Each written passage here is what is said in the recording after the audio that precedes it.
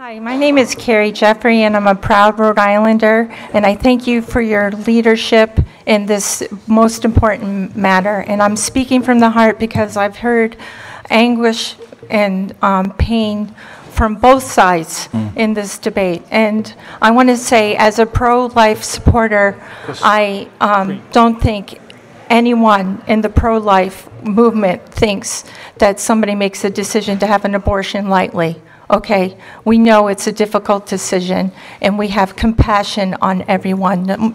But here's the thing I want to ask you. Have you considered the unintended consequences of this legislation? Okay, we heard, as a matter of fact, just to clarify one thing, you know that girl from high school that was here talking? Yes. That was me 40 years ago. I was a card-carrying member of the National Organization of Women. Okay, and the thing that changed my mind is I had my children, and I got a survey from Planned Parenthood that said, can you believe those anti-abortionists want to take away your right to have an abortion up to 9 months? And I was like, 9 months? I'm not for that.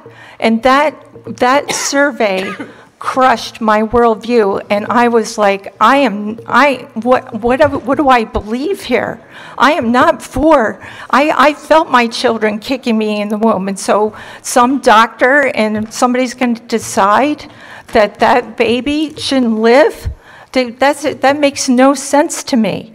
But here's the thing, have we realized that this legislation as written can open up the door for Kermit Gosnell to be in this state, where there was blood-spattered walls and corroded equipment that was giving women STDs and killed women. There's nothing in this legislation that protects the Rhode Island general public from Kermit Gosnell. Okay? And the other unintended consequences, I've heard several times women saying the trauma of being forced to give birth. What about the trauma of being forced to have an abortion?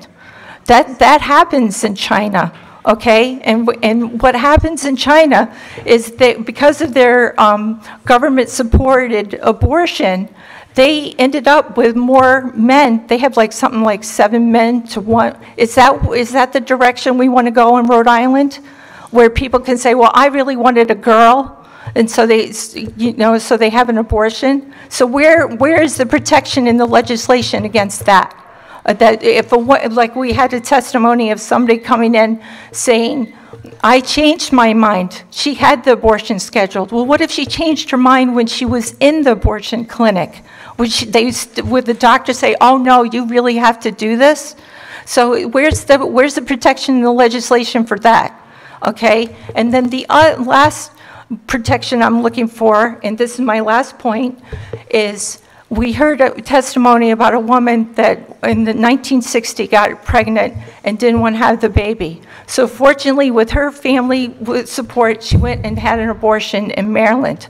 Well, we better be thankful as a country that President Obama's mother didn't have the wherewithal and the family support to go get an abortion, because if Roe v. Wade was around right then, we probably wouldn't have had President Obama.